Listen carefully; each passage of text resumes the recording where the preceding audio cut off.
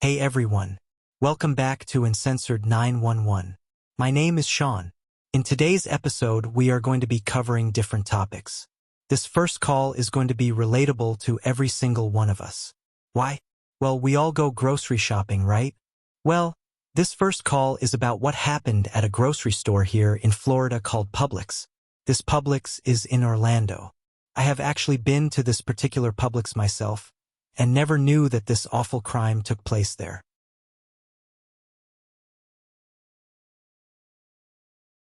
911 emergency, this call is being... Yeah, there's been shots fired at the Publix on South Orange and Pine Lock. Okay, one moment. All right, and what have you seen? I've just heard from the customer saying somebody's been shot, somebody's on the floor in the front. I'm in the back. Okay. Are you out of harm's way? I'm not sure what's going on. I didn't go up there to check, but... All right, what is your name, sir? Where are you at in the store? I'm in the back stock room, and a bunch of customers came running back here, and they said someone's on the floor. And we heard a loud gunfire, I guess, one shot. Okay. And about how many people are back there? About 10, 12. I think they're going out the fire exits in the back. Okay. Did you see anything, or did you just... I didn't see... I just heard the sound. I heard the gunshot, that's all. Okay. Okay. All right. If you ever see anything, keep me updated. Can I help you? Yes, please come to Publix on Orange Avenue. There's somebody shot somebody in the store. Okay, Orange Avenue where? Orange Avenue and, I gotta think. Is there a victim? Michigan, I believe so. I heard a very loud bang. And Were they robbing the store or just... I have no idea. I just heard a loud shot. I hear someone screaming. Somebody's been shot. That's all I know. Please come quickly. A man shot and killed his estranged wife in a busy Publix store before killing himself. The killer had a violent history. 2 ex-wives had taken protection orders out against him. The grocery store cashier was fatally shot when her estranged husband waited in the checkout line and shot her. The woman who was shot was identified as Anisha Yankton. She died while in the hospital. The shooter's name was Andrew Yankton. They were not yet divorced, but did live separately. One eyewitness said that, after he shot his wife, he walked out of Publix looking like he was in a daze, holding his hands up as if he were carrying a pizza.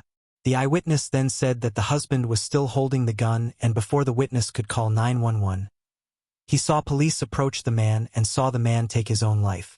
Eyewitnesses said that terrified shoppers dropped their groceries and ran when they heard the gunfire ring outside the grocery store. One witness said that there were about 50 customers inside the store at the time of the incident. This next 911 call and backstory is puzzling. When you hear the backstory, you'll understand what I mean.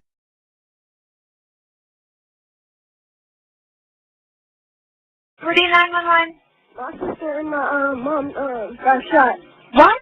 My mom and my sister got shot. By who? At 3022, I don't know. Northgate.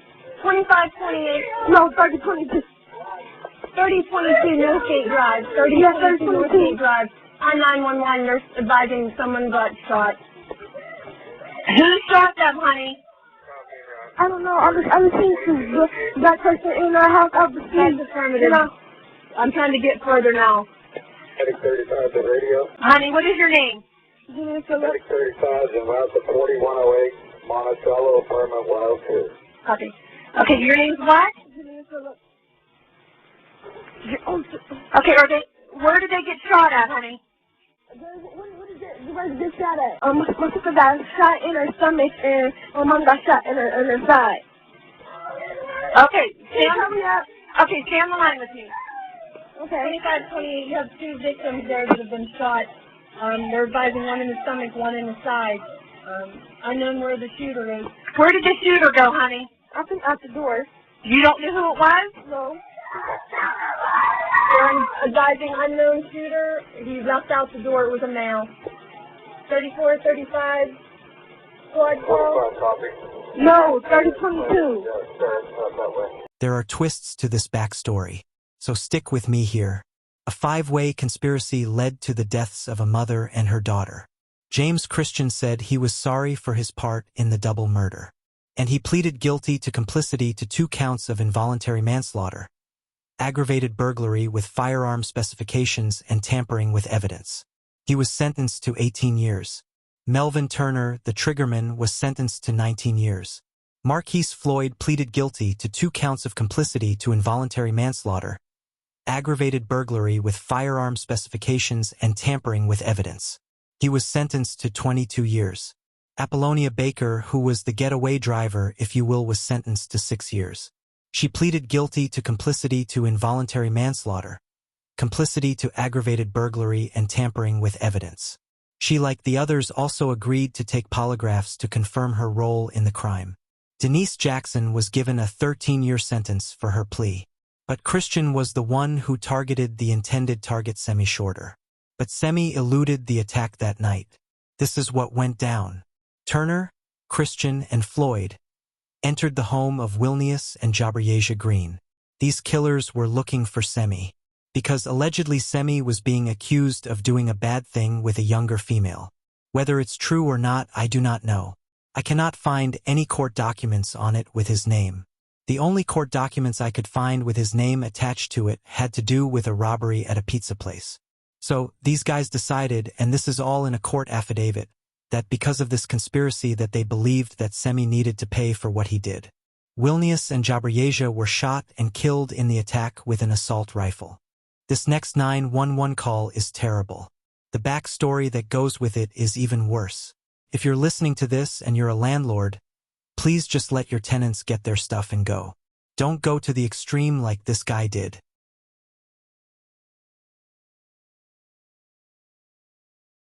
City 911. Yeah, I need the police over at 8211 Northwest Everton. I'm getting ready to kill somebody. Northwest where? Everton. Everton? Yep. Is that North Everton? Northwest Everton. All right. And Send the ambulance. Send the ambulance too. why send the ambulance, sir? I'm getting ready to kill somebody right Why here. are you getting ready to kill They somebody? kicked in my door. Who kicked in your door? I don't have time to talk about it. Send the ambulance. Sir, I have to know what's going on before I send my I'm telling you, officers over there. but don't send them because you will anyway because I'm getting ready to do this. Who are you? This is done. I'm the property owner. You're the property owner. Yeah, this is a done deal. What's your name? My name is Doug Gilmer. Doug Gilmer. Yeah, this is over. You better send them out here now because somebody's going to die. And you got to promise. I'm sorry, sir? Yeah, I'm promising you this. Promising me what, sir? Somebody's going to get killed right now. Why is that, sir? I just told you they kicked my door in. Who kicked your door in? Brian Harrell. Okay, and why did Brian do that? Because he's a fool.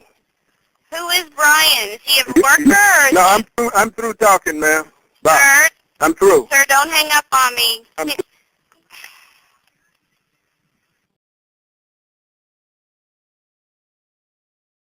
If you have a great relationship with your landlord, keep it that way. No joke. Doug Gilmer was the landlord of the property that Brandy was renting, and she had a dispute with Doug over past rent. So he changed the locks on her. Brian and Brandy were separated at the time, but living only 2 apartment buildings away along Everton. They made up and were preparing to move into a new home in Tulsa with their 2 little ones. When Brian and Brandy went to the apartment, they called 911. And the officers told them and Gilmer that Gilmer could not keep Brian and Brandy from retrieving their property from within the apartment. So, Brian, Brandy, and Brian's brother John left and returned later when Gilmer was not there. Brian had to force his way in because of the locks being changed. The 3 of them started gathering their stuff. Then here comes Gilmer. He calls 911 saying that he's going to kill Brian. Wait a minute, you were told by the cops that you had to let them get their stuff. You jackass. But Gilmer pulls out his piece and fires 6 times, striking Brian 3 times. Oh, and plot twist, Gilmer is a teacher. Things just keep getting better with this guy. Thank the Lord he never taught any of my kids. Well, Gilmer was sentenced to life plus 75 years. Good riddance. This next 911 call is every parent's worst nightmare. Imagine getting the call that your son or daughter was just injured or worse due to another parent's irresponsible handling of a firearm.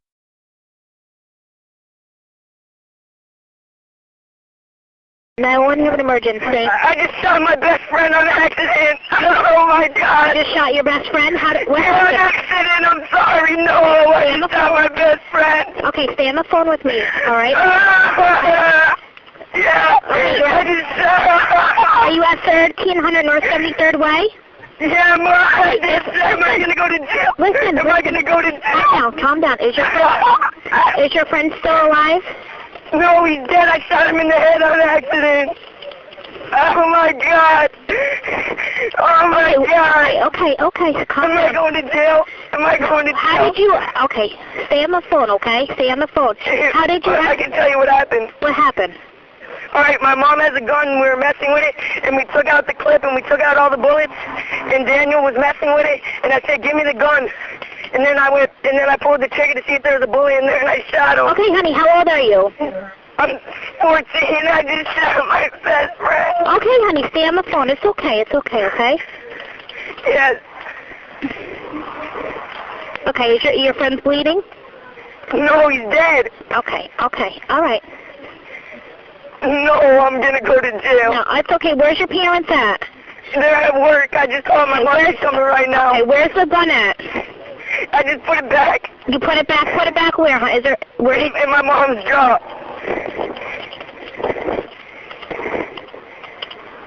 Oh my God. Oh my God. Oh my God. Okay, and you're sure your friend's not breathing? No, he's dead. I shot him dead in the head. Okay, so you pointed it at him and you didn't realize there was a bullet? No, he moved like he walked in front of me when I pulled the trigger. Okay, but so you didn't think there was a bullet in it, right? No, because when you cock it back, the bullet flies out. Right. The bullet didn't fly out, and then I pulled the trigger to see if it was gonna shoot, and then he walked in front of me. Oh my God. Okay. Daniel Torres was shot in the head by his friend Jeff at Jeff's house. Jeff said it was an accident, and that very well have been the case.